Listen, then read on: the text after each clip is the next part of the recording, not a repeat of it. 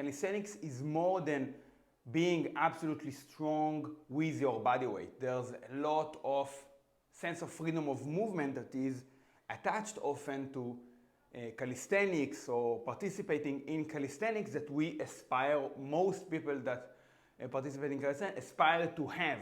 You want to be able anywhere, any place, anytime, be able to do whatever you want with your body, right? That's the idea of calisthenics. It's the minimalism approach, the simplistic approach of just having your body weight and moving in any way, shape or form imaginable.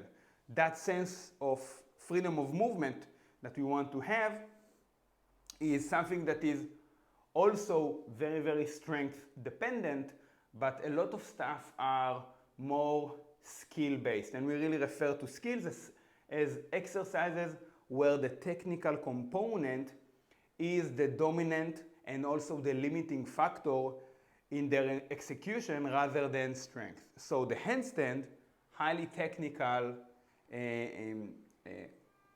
position, highly technical exercise, most people have the strength to hold themselves upside down, but not the technique, the balancing component, which takes a lot of time to acquire. I believe that you should invest some training time, let's say 10 minutes each training day, to skill acquisition. So practicing something that you do not really know how to perform well quite yet, or you haven't tried yet. So two things that you are necessarily not efficient at. Instead of, let's say, chin-up, where you might want to be stronger at, but you are already 90% efficient at them. So take 10 minutes each training day to learn something new or relatively new. And today we will learn the back keep on rings. And learn this movement, practice this movement once you have the keep, ring keep to support, which I have a tutorial on this channel. You can search for it. If you have the keep to support in your bag already, then you can try to learn the back keep, which is today's tutorial. Why? Because front keep, the keep to support, you see where you are going, so you have more awareness, you have more awareness of your positioning in space. The back keep goes to the back side. It's also frightening to some of you, but harder to position yourself.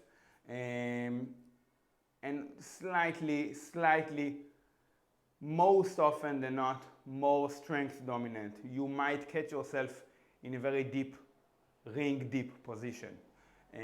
So once you have the keep to support, practice, learn the back keep. Back keep will also help you with pullovers on rings and also felge on rings. That's the chronological order that I advise anyone to learn some transition on rings.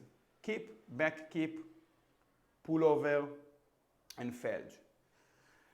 It doesn't matter if you don't know all the names and what exercise I'm referring to. Today is a big back keep tutorial. So let me first demonstrate a keep. So a back keep, so you'll know what I'm talking about, and we'll talk about the most critical components of the back keep. You should always chalk the false grip necessary places within your hand, so that place where the wrist bends and also the center of the base of your palm. You want to chalk them. That's the back keep.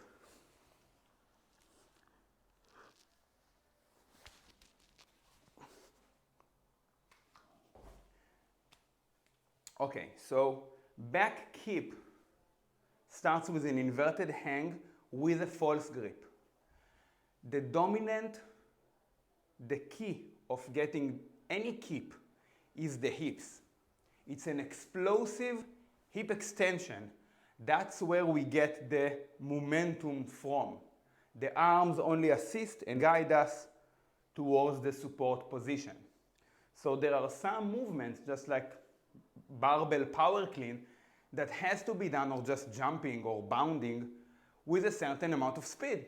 You can learn how to jump without having a minimum amount of speed that is required for your legs to leave the ground. Here as well, you cannot practice it very slowly.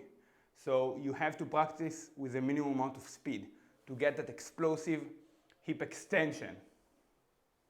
So you start with false grip inverted hang.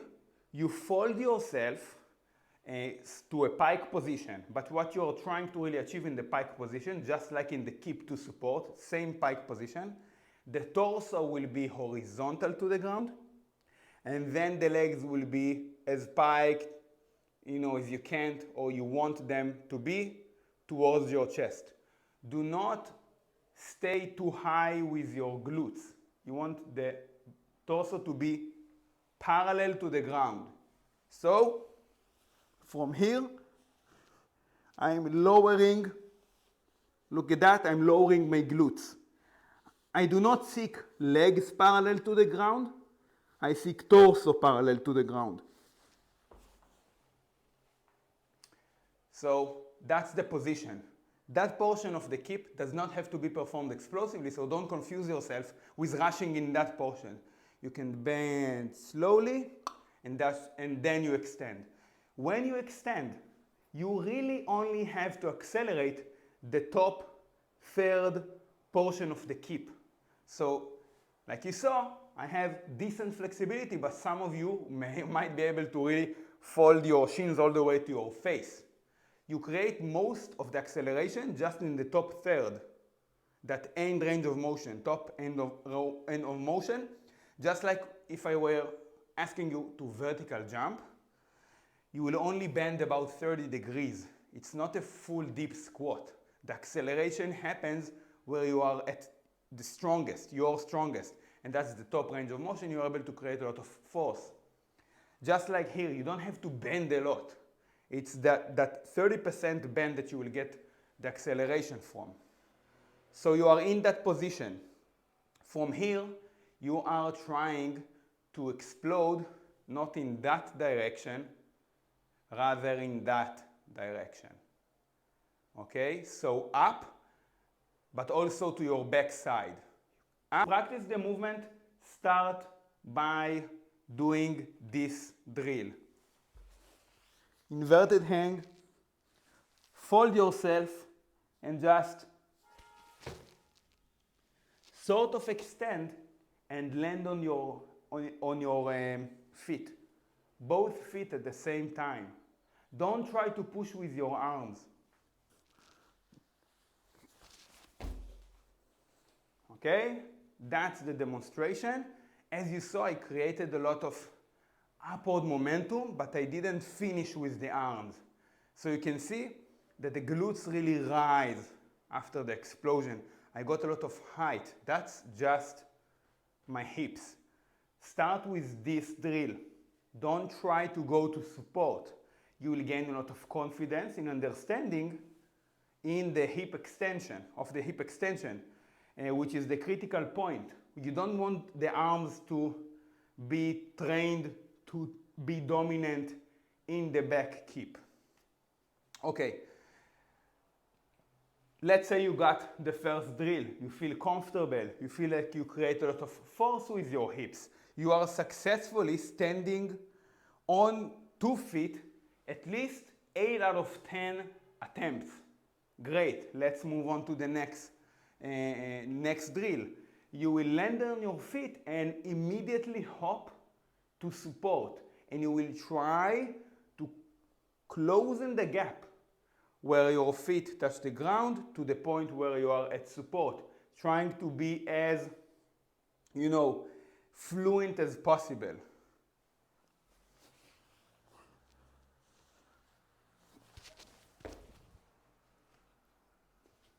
Okay, again, I'm trying to connect the previous drill to actually arriving at support.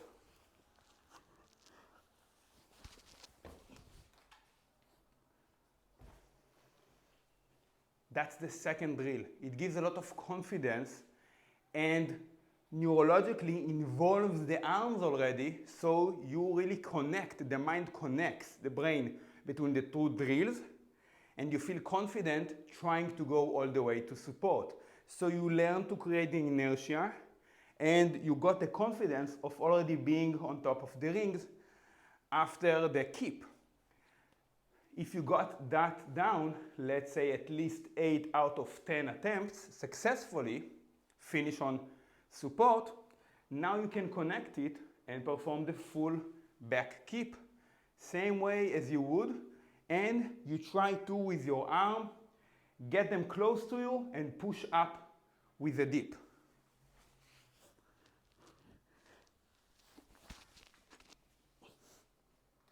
Okay, this was kind of slow, a lot of strength. As I told you, it's harder than the front keep, the keep to support. Usually there will be more strength involved in this, so I want you to be more prepared. Even though I successfully arrived to support, I did it in a less efficient manner, requiring more strength. So it will happen. I want you to be more prepared, but you are really trying to arrive with as straight arm as possible. That means you use the momentum efficiently. If you are landing here and then having to extend the elbows all the way through, that's not an efficient back keep. Let's try another one.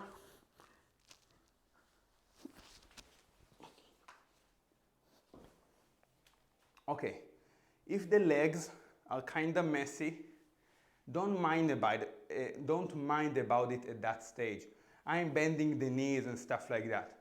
This is recreational calisthenics, gymnastic strength training, so you will not get deducted by any judge. We are doing that for the sense of freedom of movement, being able to transition ourselves, and more specifically, maybe if you do a ring routine, have more options in your mind, connecting between pulling beneath the rings movement to above the rings exercise, which is really cool. So now you are adding transition skill exercises to your strength pieces. And anyone that sees you, let's say, who does not even know calisthenics, they will appreciate, they will acknowledge a lot of physical attributes of someone who is able to do that and the strength portion, rather than, let's say, holding a Maltese. A lot of people that will look at Maltese just from, as an outsider's perspective, they will not necessarily know that it is way harder than back lever or full planche hold. It looks similar. You're holding your body horizontal to the ground. This, the skill portion, the way that you are moving, freely on the rings with the strength portion, someone will acknowledge that. And it's very impressive from the outside perspective, and it says a lot. So you don't have to know it to appreciate it. It's impressive. People aspire to have that sense of freedom. That's why we appreciate, we see those transitions as highly impressive. So that's the back keep, 10 minutes after the warm-up, before the strength portion of your strength session.